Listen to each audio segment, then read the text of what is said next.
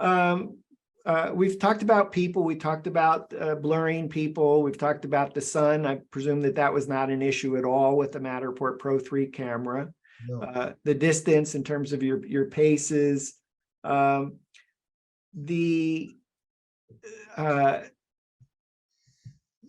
Did you feel like the time that you blocked out to do each of the levels that you did a good job predicting, or like, oh, there was a lot of learning about actually how many floors you could do in a day?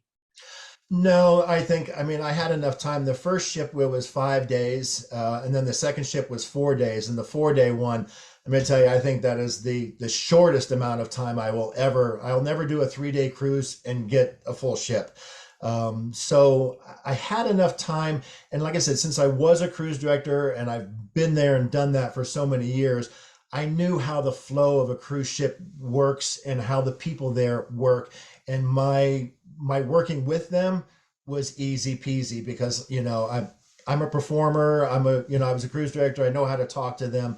They know what to expect. And they saw the sample that I did and they just went, oh my God, we want that. So what can we do to make your job easier, Douglas?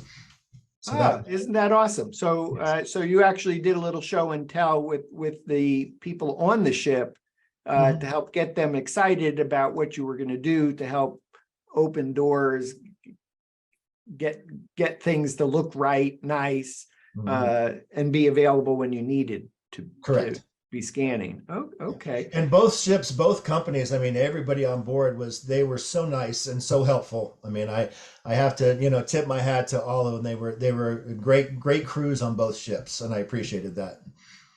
Always helps to work with a nice client that is excited about what you're doing and helping make things happen. What do you think were some of your learnings?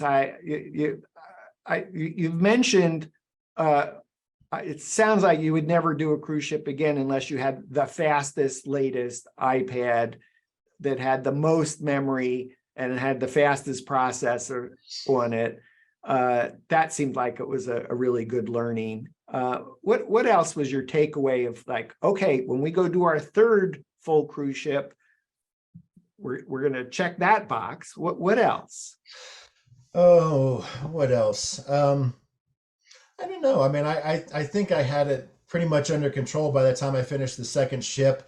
And, I mean, Matterport's not a science, we just go out there and kind of scan. And so it's just knowing your what you're shooting, and I already knew. I go over those deck plans, one by one. When I get a deck plan, I actually start counting how many scans I think it's going to take me to do that area. So I know that, on an average now, an average size ship is each deck could be anywhere between 40 to 50 scans, So, I mean, I've learned those things. I've learned that, that I want to continue, shooting late at night, but I also might try to see if I can, like I said, some of the dining rooms, they have beautiful back windows and, you kind of like to be able to see out there. So I might start adding a little bit more spice by doing some of the nighttime and daytime things.